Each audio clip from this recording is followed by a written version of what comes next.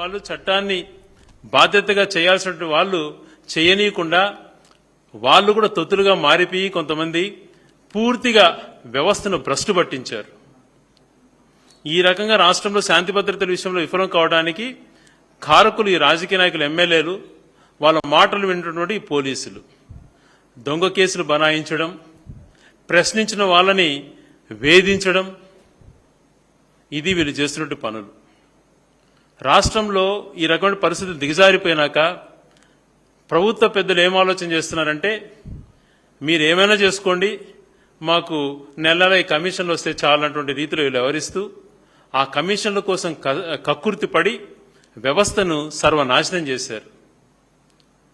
ఇసుక నుంచి, మట్టి నుంచి, ఆఖరికి ఈ దొంగ కల్తీ మద్యం నుంచి భూముల దగ్గర వరకు అన్ని విషయాలలో జోక్యాలు చేసుకొని అమాయకులను వేధిస్తూ హక్కులున్న వాళ్ళను వాళ్ళ హక్కులను హరింపజేస్తూ రికార్డ్స్ కూడా ట్యాంపరింగ్ చేసి అధికారులతో లాలుచిపడి కొంతమంది రెవెన్యూ అధికారులతో వేధిస్తూ, లేకపోతే కేసులు పెడతామని మళ్ళీ పోలీసులు దానికి వాడుకుంటూ ఈ రకమైనటువంటి పాలన కొనసాగిస్తుంటే ఎవరికి చెప్పుకోవాలి?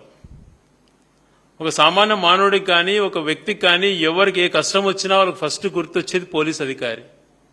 ఆ పోలీస్ అధికారే ఇట్లా ఈ ఎమ్మెల్యేలకు వాళ్ళ ఒక ఏజెంట్లుగా మారిపోయి వ్యవహరిస్తుంటే వాళ్ళు చెప్పినట్టే చేయాలన్నటువంటి ఆదేశాలు తీసుకొని వాళ్ళు చెప్పినవి పాటిస్తూ చేస్తుంటే ఇంకా ప్రజలు ఎవరి దగ్గరికి వెళ్ళాలి, ఎవరిని న్యాయం చేయమని అర్చించాలి?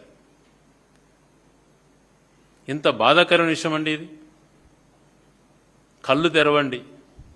మీ పై అధికారులు కూడా వాళ్ళు కక్కుర్తిపడి లాలుచిపడి ఆదేశాలు ఇచ్చినా వాళ్ళని ప్రశ్నించండి.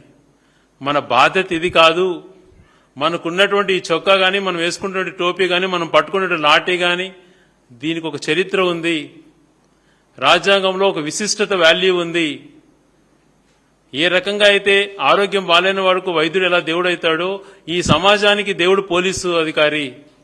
వాళ్ళు సక్రమంగా లేనప్పుడు లా అండ్ ఆర్డర్ ఎట్లయిపోతుందో మనం కళ్ళారా చూస్తున్నాం. నిన్న చూస్తే ఒక శాసనసభ్యుడు అయి ఉండి, శాసనసభ్యుడిగా వ్యవహరిస్తూ సీనియర్ శాసనసభ్యుడు అయి ఉండి తప్పతాగి ఒక ఇంటికి వెళ్లి దాడి చేసిన విధానాన్ని. మరిన్ని అప్డేట్స్ కోసం ఛానల్ ను సబ్స్క్రైబ్ చేయండి. నోటిఫికేషన్స్ కోసం బెల్ ఐకాన్ పై క్లిక్ చేయండి.